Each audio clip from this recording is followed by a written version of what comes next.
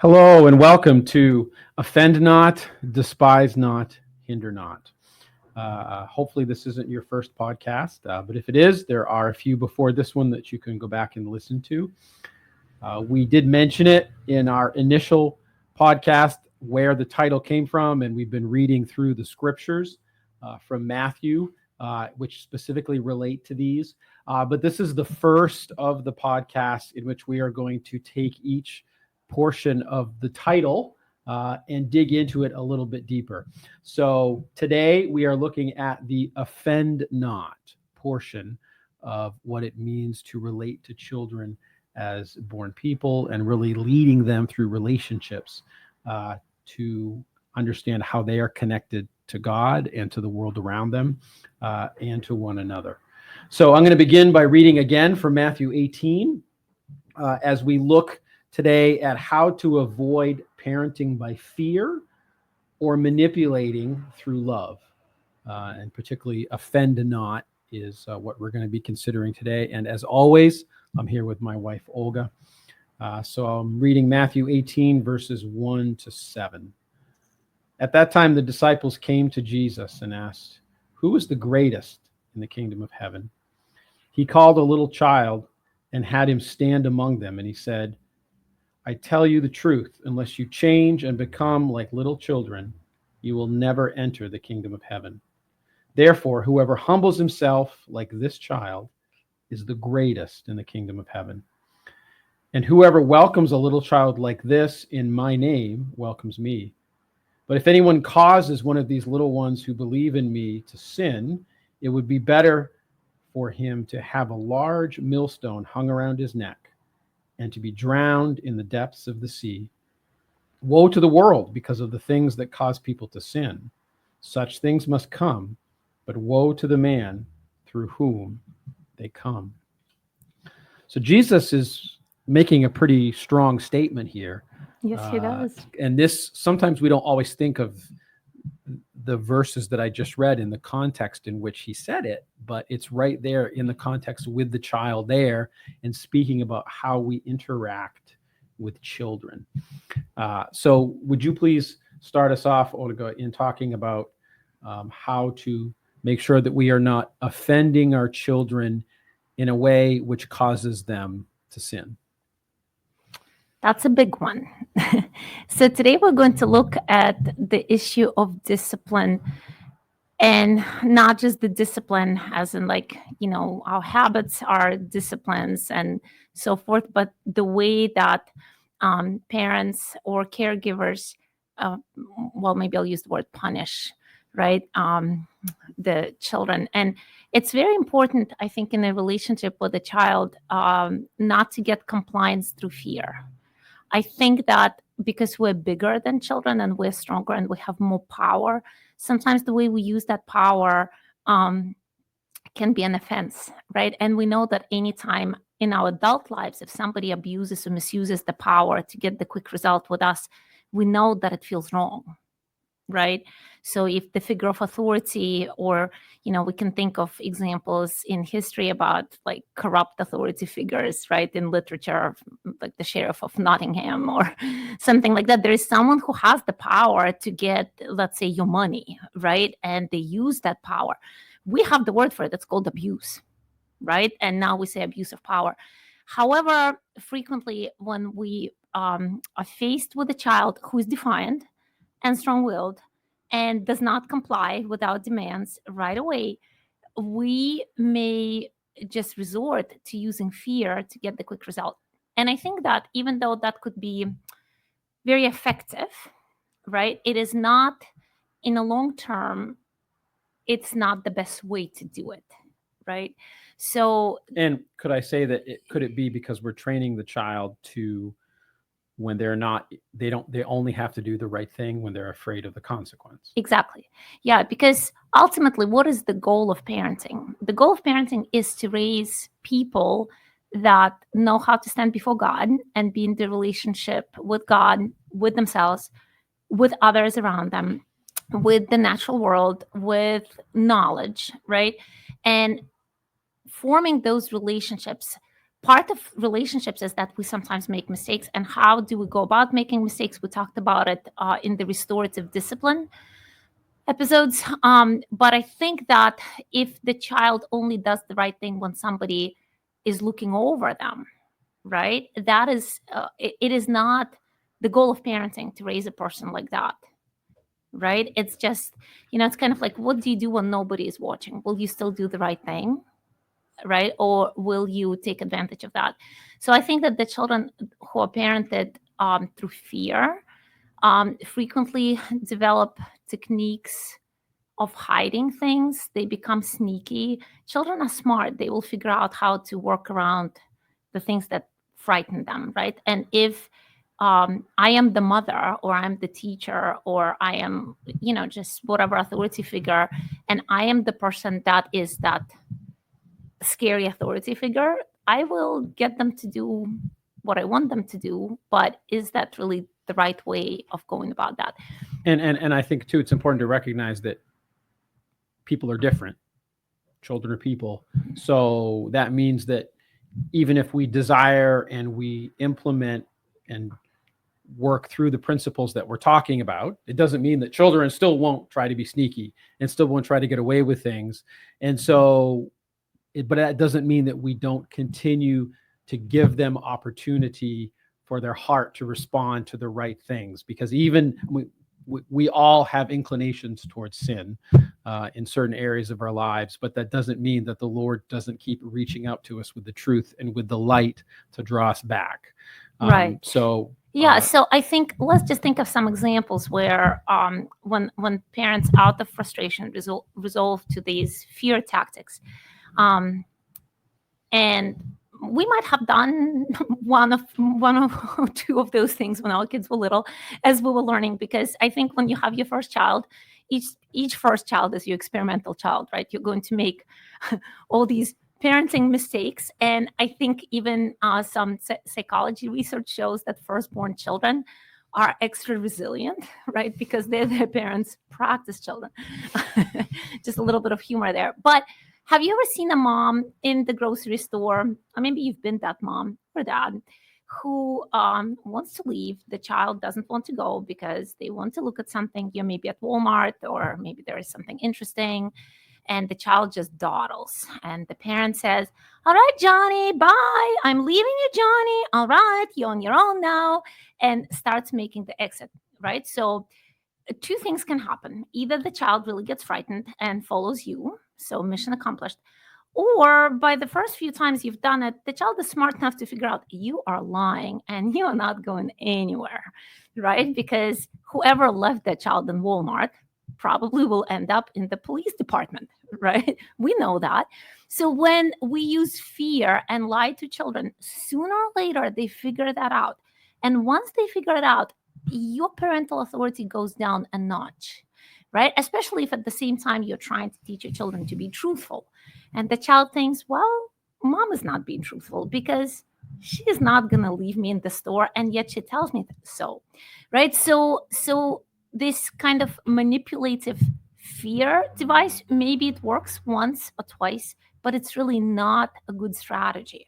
So you're saying we should never make a threat to the child that we're not planning to follow up on? We should never make a threat to the child we do not plan to follow up on, because they figure it out, right? And so I can think of many examples, and I think, so that means we should not make bad threats, but it also Right. means that we shouldn't say things that we're actually not going to do. Absolutely. So just think about, I don't want to use any examples because I don't know. It just, I will make people feel bad inadvertently, and I don't want to do that. But I think we can all think about either the threat that was given to us when we were children, and maybe you recall being really frightened, right? Or maybe there was a cousin or an older person in your family who used your naivete to manipulate you with fear, right? Like, if you do that, I will break that. Or if you do this, I will tell mom that, right? And so forth. So we may comply out of fear, but what happens when we do things out of fear is that we stop respecting the person that we fear. It is very hard to maintain the sense of, because in fear, there is no love, right? And in fear, there is no sense of security. What we talked about, I think a few episodes ago, I said that my goal of work with children and parenting, and this is the ideal, is for the child to feel like it is good to be me here with you in this place. So it's like, it's good to be me, the child, here with you, mom or dad, in this place, the home, or it could be the teacher in the classroom, grandpa, grandma in your house. Now, if the child has a sense of fear, that sense of goodness is taken away, right? Like if I fear something, I do not feel safe. If I do not feel safe, it is not good to be me here with you in this place. And then I want to leave. So if we look at some of the relationships in our lives that have gone wrong, right? Like maybe our listeners can think of someone in their own life, maybe it's a grown child or nephew or niece or someone, an aunt, an uncle, a parent, where there is an estrangement or a lack of close and good relationship. I think we can trace it back to a few things, and that manipulation and authoritarian way of dealing with people out of fear could be very well one of those things that became a deal breaker. If I stop feeling safe, I do not want to be with you. And once I'm of age to leave you, I will do that.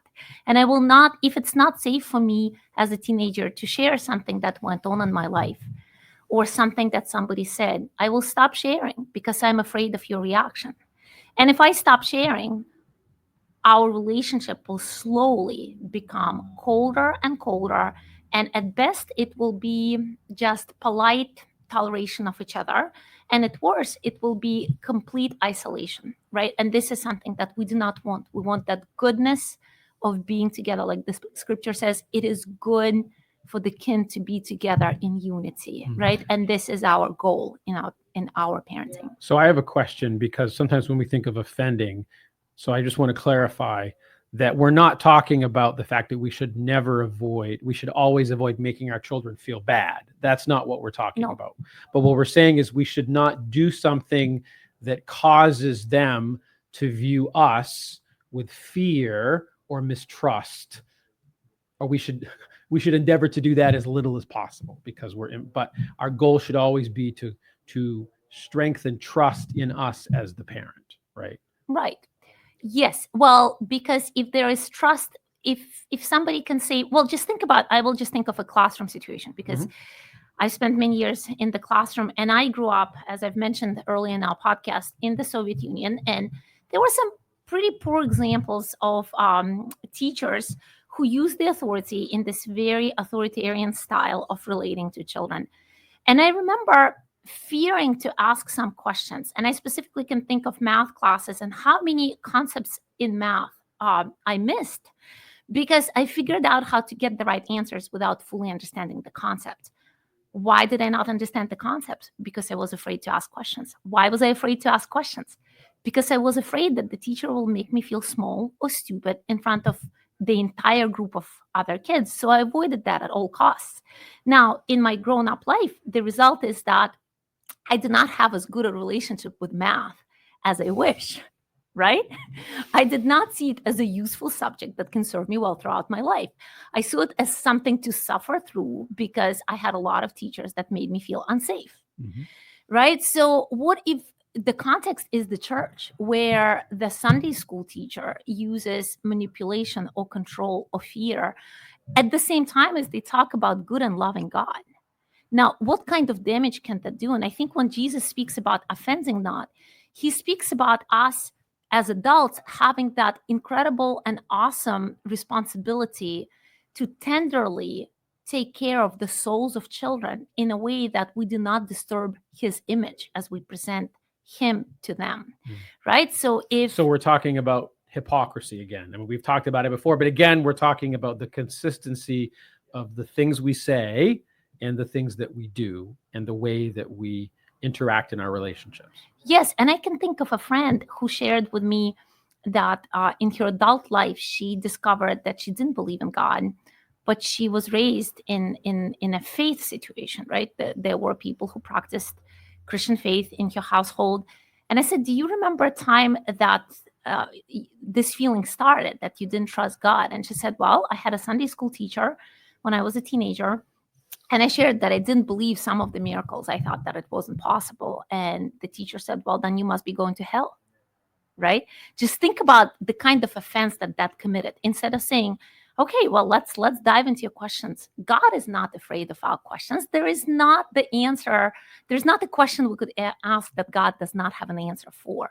Sometimes we need to be patient, right? And we need to be patient with people. But that teacher who lost her patience, maybe with the child who was testing her, maybe she was going through something, right? Maybe she felt like God did not answer a prayer. Something happened in her life that she was praying about, as frequently happens, right? And God does not, he's not a puppet master, right? He works with our free will. And sometimes people run into that, well, I prayed and it didn't happen. And when the child brings that question to an adult says, well, you have doubts, so you must be going to hell. And so she said, well, I was just done with faith right there and then. This is an offense, right? That adult offended the little one that was placed in their care, right? Yeah. It also as I'm thinking about this, it makes me realize that I can think of instances, or I know that I've done this in my own life, but really it's valuing. And again, obviously we do this at age appropriateness. We recognize that, but at the same time, we're valuing the feelings of the child.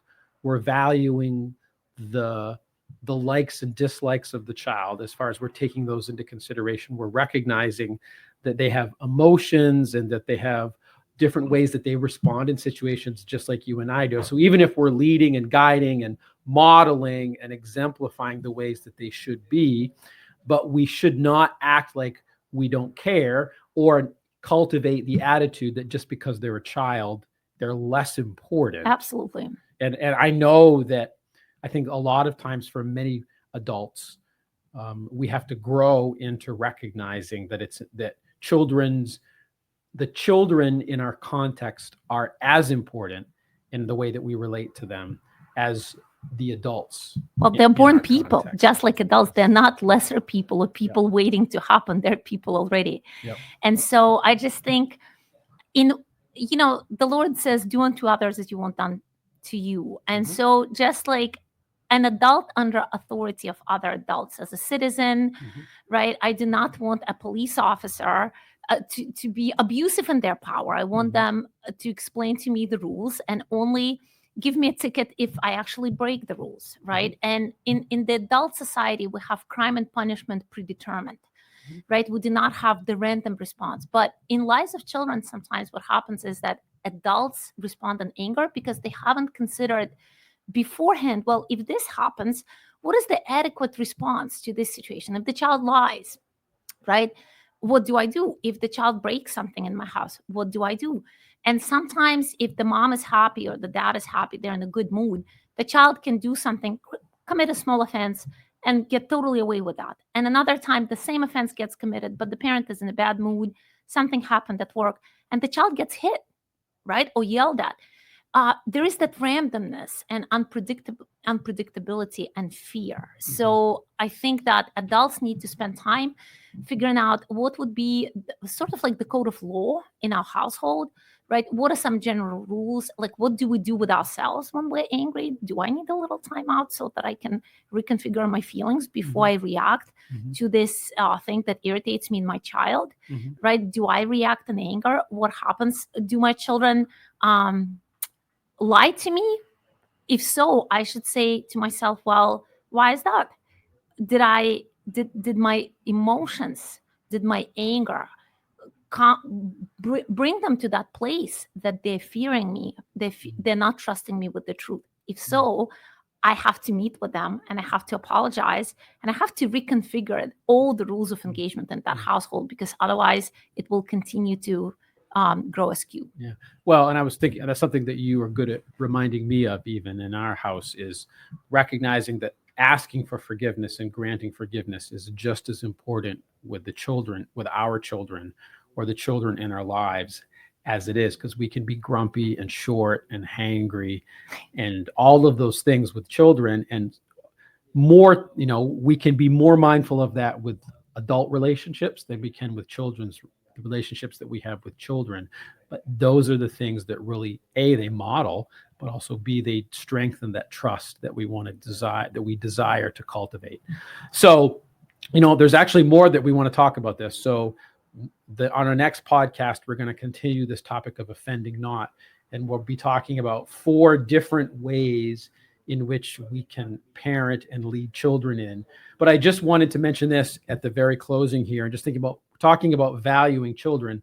I mean, it's all throughout Scripture, whether you're thinking about Samuel, whether you're thinking about Naaman's servant, or even right here in Matthew 18, when Jesus literally took the child, set them in the midst of the adults, and said, this is the person that you have to be like, right? And so these are prime examples of the value of the child and recognizing that they are just as important as anybody else that we might be considering in the context of the situation that we're in. So with that note, we're going to continue with Offend Not in our next podcast. Thank you for joining us. God bless. Goodbye.